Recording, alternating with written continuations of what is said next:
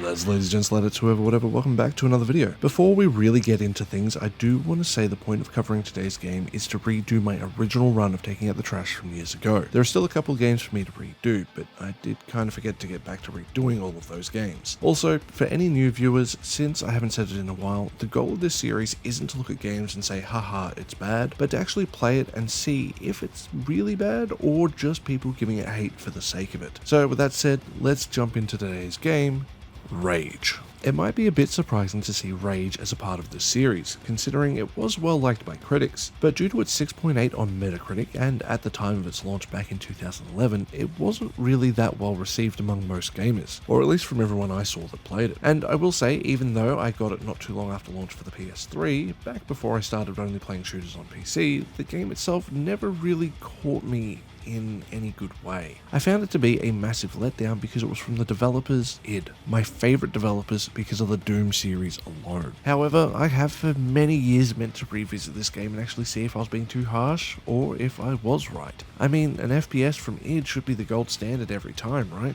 So let's start out with the good. Honestly, there's a lot to like about Rage, at least for me on the revisit. Firstly, since I am now playing on PC, the movement feels fast and fluid, though the sprint feels like it only lasts for 4 whole steps. Given the time period in which it was made, it does make sense, but I am so glad we've moved on from this being the case in pretty much every game. The weapon variety is also a massive plus. We aren't limited to the typical 2-weapon loadout of the era, with there being a weapon wheel for 4 weapons that we can assign at any time, and since I'm playing on PC, we also have hotkeys for each of the different weapons, so we have access to our entire arsenal whenever we see fit. Rage takes it a step further though by adding in different ammo varieties. Starting out, each weapon will only have its basic ammo, but as you progress, you'll get your hands on a bunch of different ammo types. The pistol, for example, you'll have the standard, then the Fat Boys, then the Fat Mamas, and Kill Burst. The difference on paper is the amount of damage they do for a single shot, and obviously you will want to have as much of the best ammo as possible, but sometimes you don't need to use those good bullets on enemies, making it worthwhile to have a decent variety of ammo types. And you're going to need a lot of bullets because there's a lot of enemies, which is another big plus Rage has going for it, and that is the enemy variety. There are so many different types for you to fight, from bandits, mutants, and the authority soldiers, with them having their own different subclasses. It means you never really get all that bored of the gunfights. At least I didn't. It means every fight ends up feeling a little more unique than you would expect. Because yes, we have our melee, range, snipers, turrets, vehicles, tanks, and some super fast enemies that we have to engage with, meaning we have to be fully conscious of what we're doing. We can't just go in guns blazing and hope that will work. For example, when I fight mutants, I tend to use the shotgun a lot more since it does really good damage. However, if I'm fighting the authority soldiers, I'm going to use their machine gun against them. However, if I'm fighting bandits, I might just use the pistol, because I don't really want to waste the ammo in my better guns. But if a tanky bandit just so happens to be there, I might swap over to the Fat Boys or even the Fat Mamas just to get that quick kill. It's not to say that you have to use those specific weapons against those enemies. You get to play around and see what you like.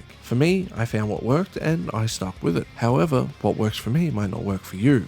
And thanks to that pretty damn decent weapon variety, you're going to have a lot of fun figuring it out. A mechanic when I was younger I didn't really enjoy, but now I kind of do, is the Defibrillator system. If you happen to take too much damage and die, you'll actually have a chance to revive yourself with this Defibrillator. Depending on how well you do the little mini game, the wider the range of that Defibrillator is. If there happen to be enemies right near you when you activate the Defibrillator, they will be shocked and stunned, allowing you to have time to either kill them or run away to get to cover. Think of it like Borderlands' second wind mechanic, but a little less dependent on your enemies not being so damn bullet spongy. It operates on a cooldown, and as you progress through the game, you'll eventually upgrade it to be able to have 2 charges because you can start to get a little overwhelmed towards the end. Typically, most fights will only have 4 or 5 enemies, just as a heads up, but sometimes they will have a few more things going on, particularly if they have turrets in high places. Enemies have just as good a line of sight as you, so if they see you, well, prepare to take cover. Vehicles are also a big plus for me. However, I can understand if someone wanted to label them as just okay. The driving can definitely be a little bit too touchy at points, but that might just be because I'm playing on keyboard. The cars drive exactly how you would expect, being more on the arcadey side of handling, with there being a boost, and not too far into the game, different weapons that you can unlock, with that either being a rocket launcher or minigun. However, it's not just that, because you can upgrade the car to have different things as well, such as more armor,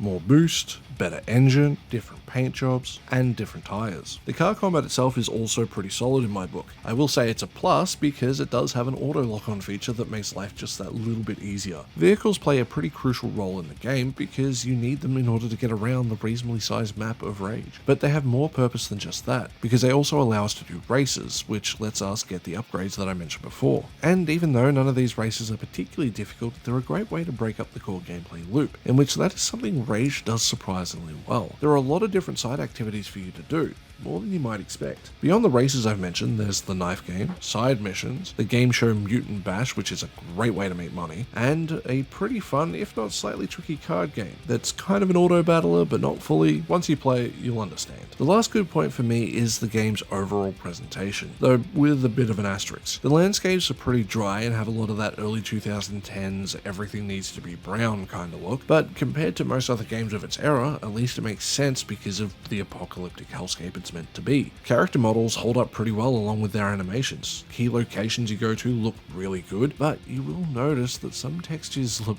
really dated. Furthermore, I did run into an issue where I would look left or right a little too quickly for the game and texture popping would happen. It also happened in some cutscenes, which must be an issue with the actual game engine because I'm running this off an NVMe drive, so it doesn't have any excuse. Where the game really shines though is the voice acting. It is a massive standout, with a ridiculously good cast including John Goodman, Brian Bloom, Steve Blum, Tara Strong, Nolan North, and many more. Honestly, the game's worth playing just for their performances alone. Moving on to the just okay parts, this is where I'll typically place everything else for the game. Most notably the game's story and writing. If I had to describe it, it's basically we have Fallout at home. We have a wasteland settlement that we are trying to help, only to have the Authority, who are basically the Brotherhood of Steel, come in and try to bring, as they see it, law and order. It's a bit ironic that it ended up being like this since the game was published by Bethesda, who own the rights to Fallout. I never really found myself emotionally invested in the story or the characters when it came to the writing side of things. The only reason I did care about the characters was solely because of their voice acting. It's not that the character writing is actually bad, but the actors definitely elevated the overall experience. I will say the game's overall pacing is just okay as well, because although you never really get caught up in a long mission and it does feel like you're constantly moving forward, it wouldn't have hurt to have a few missions just have a little bit more going on. The game's crafting system is also just okay. It seems like a bit of an afterthought, and honestly that's because when you go to the menu to do it, it pauses the action, and you have to wait for each individual item to craft instead of just doing it all at once. Now, it wouldn't have been so bad if it wasn't for the fact that yes, you do this through a pause menu, meaning there's no reason to have to wait. The weapon wheel is also a bit strange initially. I will say that's just because I'm a bit more used to what we have these days when it comes to a weapon wheel, where it will slow down the game's action, giving you time to swap, whereas here it's all in real time, so make sure you know what you want and know how to get to it quickly.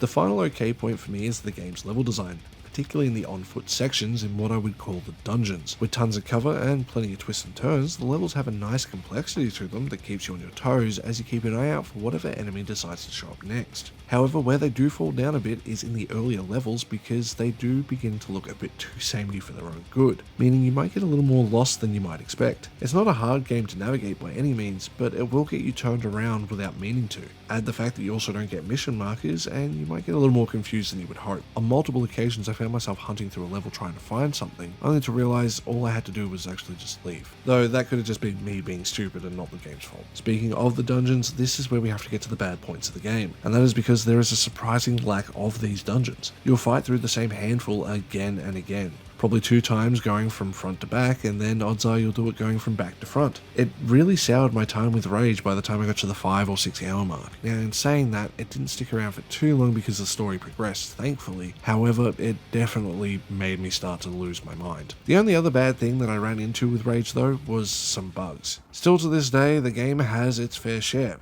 However, at least for me, nothing that was game breaking, which was nice. The biggest issue I ran into actually was audio bugs. Guns wouldn't make a sound, the car engine would be dead silent, then crazy loud, lines of dialogue over the radio would just stop altogether, in which thank God for subtitles, but it could just be a thing with my audio setup because I use an external sound card, but just be warned that things might get a little bit funny for you, so definitely turn those subtitles on. I played this game on normal difficulty for this video, and even though you can die pretty quick, the game is lacking in the overall challenge department. At first it feels pretty tricky, but that's because you don't have your arsenal ready to go. However, by 4 to 5 hours in, you'll have most if not all of the main weapons weapons and all the ammo you will use, making most fights become nothing more than a formality. It can lead to the game feeling a little bit stale overall, which is a shame because it has a lot of potential. The movement, weapon, and enemy variety is fantastic. The overall presentation is super solid and carried by the voice acting, minus the audio bugs that I did run into. And the amount of gameplay that's on offer is pretty impressive. It could have made Rage an instant classic. However, I think it falls short due to its story, pacing, and repetitive dungeons. The game is worth playing for sure, but as long as you don't go in expecting a game at the same level as its other works. It's also a game you can pick up for a few bucks when it goes on sale, so definitely worth keeping an eye on. So with that, lads, ladies, gents, ladetts, whoever, whatever, it brings us to the end of another video. I hope you enjoyed this look back at Rage. I definitely enjoyed replaying this game, and I definitely had more fun than I did at the game's initial launch. However, yes, it is a bit of a flawed experience, and the enemy's bullet spongy nature can be a little frustrating as you get towards the end game. However, for $3 when it's on sale, it's definitely worth grabbing, so I hope you do. If you enjoyed the video, please consider hitting that like button. If you want to go that extra step, you can hit the subscribe button, and if you want to go that extra mile, you can support me on Ko-fi, Patreon, or YouTube memberships like these lovely people here. And with that, I'll see you guys in the next one. Stay safe out there. Bye.